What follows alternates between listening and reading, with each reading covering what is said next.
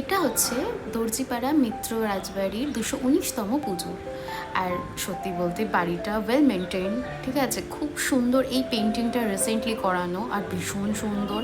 আর আমরা যখন ঢুকেছিলাম তখন অলমোস্ট বৃষ্টি থেমে গেছিলো। আর সত্যি মায়ের মুখটা এত সুন্দর। আর আরেকটা জিনিস নোটিস করেছি, প্রতিটা রাজবাড়ির রীতিনীতি আলাদা হয় আর চালচিত্র আলাদা হয়। এই চালচিত্রগুলো মানে যবে থেকে পুজো স্টার্টিং হয়েছে, দেখুন এখানেও এই চালচিত্রগুলো পুরো অন্যরকম।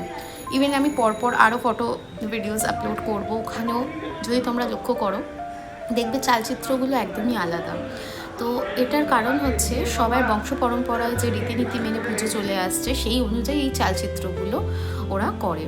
আর সত্যি বলতে এই ধরনের বাড়ির পুজোগুলো মানে একটা ইতিহাস পুরো, ঠিক আছে। মানে আমার এবছর আমি এত খুশি ছিলাম, বাড়ি থেকে বেরিয়েছি যখন প্রচণ্ড রোদ, বেরোতে পারছি না। আর ভগবান মানে এতটাই সাথ দিয়েছে যে আমি যাবার আগে বৃষ্টি হয়ে কমপ্লিট মানে আরামসে ঘুরেছি। আর এটা হচ্ছে মহানবমী। থ্যাঙ্কস টু বিবেক, আমার হাজব্যান্ড, যে আমার সব ড্রিমগুলো এবছর পূরণ করেছে। Thank you.